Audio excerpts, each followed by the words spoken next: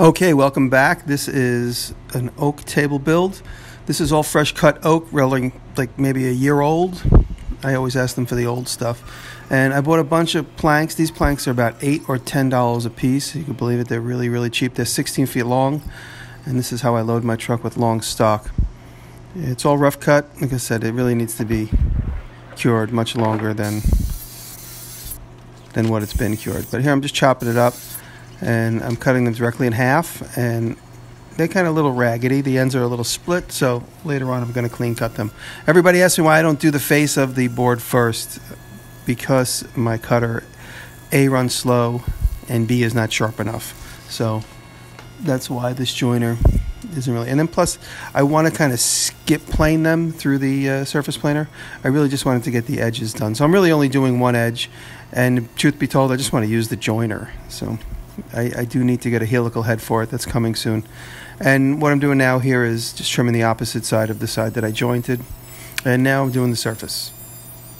I know that because these boards are wet, I'm not going to get a perfect join top, but I'm not really going for perfection. I'm just going for a cool build that looks vintage, looks a little rustic, and if the boards ultimately end up cracking and splitting a little bit, I'm going to be okay with that. And this is a bed lock joining system from Rockler, and they sent it to me, and I just wanted to try it.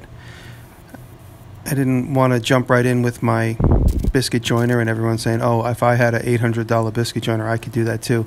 This thing's about $100, and at the end of the day, you could just cut a tongue and groove on a route with a router, and that's free if you have a router in your shop. So just gonna use a lot of different techniques while I make these various table builds, just to explore different techniques and just to explore different designs. And it's all just fun. I'm not saving babies, I'm not curing cancer, I'm building tables. And so I don't take it all that serious. And because it's literally 15 degrees in the shop, and I don't trust gluing up a lot of boards in this weather, I'm doing one joint, second joint. So here, over the course of about a day and a half, I join 6 boards, 2, 2, and 2. And then the next day I join 2, and then I join 2 to the last one. And that's what I'm doing here. I'm kind of taking a slow approach. I also don't like having to do a huge glue up and you're running around getting clamps and making sure joints line up. If you glue up 2 boards and wait, and then glue up 4 boards and then wait, for me it's a little bit easier, especially since it's not extremely pressing in time. There's nobody waiting at the door for their table. I have the time to do it, so I take my time with it. And here I'm actually bigger than the tabletop, so I'm out over a set of horses. And I like to alternate the clamps. You see, some are over, some are under, and that kind of gives you a better flatness. And this is just a scraper in between. I'm scraping the glue beads off. I try and wipe them off sometimes with sawdust. That gets rid of them pretty easily. And this is the bead lock system again, just showing how to use it. This isn't a sponsored video or anything. I'm just experimenting with this new system. And to be quite honest with you, it's a little confusing. Where you got to put the center line, and it's not as easy as just doing a biscuit joint. And after all is said and done, you could probably get a used biscuit joiner on Craigslist for cheaper. And a biscuit joiner would do the same thing. This is really, for gluing up a table like this, a biscuit joint is fine, or if you want to do a tongue and groove on the table saw. Bead lock is really more for doing like face frames and stuff.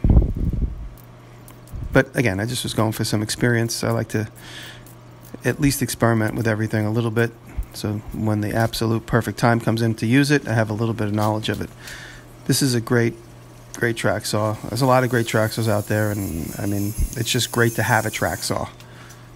Flat out. If you don't have a table saw, room for a table saw, a track saw will get you very, very, very far. And that's it. Just clean cut my ends. I end up being anywhere about 90 inches. These table legs I bought from tablelegs.com. I don't have a deal with them. It just happens to be a great resource for great table legs. These are white oak. They're about $75 each. So they are kind of pricey and a good material. And pine, they're like $25 a piece. And you could make just a nearly as sturdy table. But I was going for white oak just to enhance the perceived value. And I'm just making sure I'm everywhere. I just need to know that that's 72 and that's 24. And again, I'm using that wet wood. In this particular instance, it's not going to be too bad because it's just the aprons. It's going to breathe in the direction of the grain, and it's not going to screw up my joinery. Not making anything super complicated here. And just clean cutting to the size I need, which I think was 72 between legs on the long side and 24 on the short side. And so I'm just cutting up what I need. And now these are the short ones, I think. And you see how I marked the table, so now I go back to that mark on the table, and I'm good. And now I'm just doing what sort of like a cove for the knees, really just more of a stylistic thing. I think I come up about 1 inch, and I'm using a 2-inch circle, and I use 1/4 of it, and I draw this, and then I go to the bandsaw. And with the beauty of filmmaking right here, I go to the bandsaw, and now this is like a week later after the table's done, because this piece of footage was not shot. Somebody forgot to hit record, and so I just recreated this shot, and that's the beauty of making YouTube videos. Nobody has to know the truth. See that big knot right there? You'll notice it never shows up anywhere else again, because it doesn't show up, because the table's already built right behind me, done. The video is nearly done. This is the one piece I needed to cut. Now we're back into real time of the table build. This is the long apron, and I jigsaw this out. It's always tricky jigsawing. You got to be careful. You try and leave more material than you want to stay near the line, but you got to practice getting away from the line, because what I'm going to do now is use my short side as my template for a router cut, just to give it a clean cut. And right here again, table, and there you go, smoking, and there you go. That's my apron I cut on the bandsaw. That's the one that I didn't actually get on film, so that's in real time with the table build. And now I'm just using it just to trim that corner there. And another little video trick right here, I used that same exact shot flipped over to make you think I'm going to the other side, because I did only have one side shot. And here we are, just doing a little test fit, comfort fit. Looks good. I'm happy with the style and the shape and everything. And so now I'm just doing a little router cove. I'm just doing the router coves here, just a little half round. I think it might be 3/8 of an inch. And you notice how I just moved the clamp. A lot of people ask me, how do you do that? And I just put the clamp in place and move it out of the way, put it to a different spot, router around it, and that's it. Just hand sand. Now I'm putting this together. I make these little corner jigs which represent the legs. The legs are 4 inches square. And there's been a lot of controversy in this particular video about the joinery of the corner of the legs. And if anybody ever takes the time to do exactly as I'm doing, you will realize how insanely strong this connection is. And if you bought a table in the store, this is how they make it, so that you could put the legs, package them flat. If you do the joinery like a lot of people suggest, they do the mortise and tenon on each one of these legs, it's absolutely strong, of course it is. But if it gets kicked or over time it wears out, it will become loose, and you got to dismantle the entire table and glue it back together again. Or squirt crazy glue in there 50 times before you actually get to the point of confronting that issue of actually taking it completely apart and putting it back together again.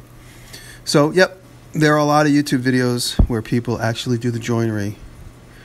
But for me, this works. I've done that joinery, and I'm at a table right now with all the legs are loose, because the table's 15 years old that I made it long ago.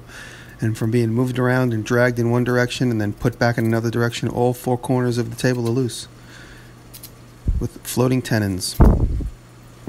And if this was a table built like this, I can just reach in with a ratchet and tighten that lag bolt, and I would get back to a very strong corner joint. And what I'm doing here is I'm making a little tongue that's going to carry the tabletop, because I'm going to do clips to keep the table in, because that table is definitely wet. It's going to expand and contract quite a bit. And these are the stringers underneath, just to give the table some strength. And there you go. I'm just doing pocket holes, the blasphemous pocket holes, which is funny. Everybody hates them, but they do the job. And people somehow think that it's not a table if it's not done with joinery that was done 1,000 years ago. And I agree, joinery looks beautiful, and it takes a lot of time. Sometimes more time than I have. Sometimes more time than I want to commit. When I'm feeling in the mood, I'll do the joinery. And now here, this is, legs get bolted in with a really long lag. The lag goes nearly across that whole diagonal if you look at the top of the leg. And I can take these legs off and put them back on. That's the beauty of having this lag. And again, I could tighten the legs when they become loose. which is something you cannot do with a floating tenon unless you just squirt crazy glue in there. And here you can see the scope of the shop, all the different projects that are always going on, people walking around. That's Taylor working in the background, building a table. And you see our heating system there in the corner. We have one from each corner of the shop. And there we go. Frame is done. Top. And attaching the top. I'm just proving that it's strong. And we're just using a scraper to get those joints nice and clean. You hear Chippy chewing my finger. It's not me breathing heavy in the background. Scrapers work great to get down to where you need to be. Now I'm making the clips that are going to be screwed up under the table, grabbing that lip that I put in there. A lot of people ask about this particular table and say, why didn't I do breadboard ends? If you've ever done breadboard ends, the table lives and breathes. The table will expand and contract in its short direction, in the width, say. It might expand and contract up to an inch.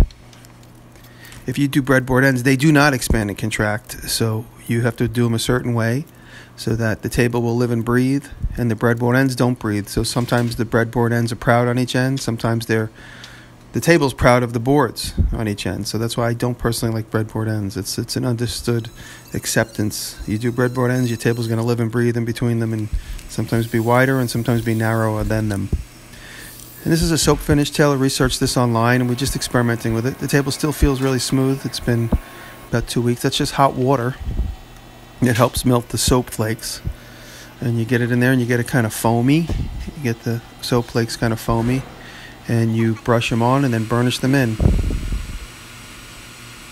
And I've never done this before. It's just an experiment. Again, this isn't a client table.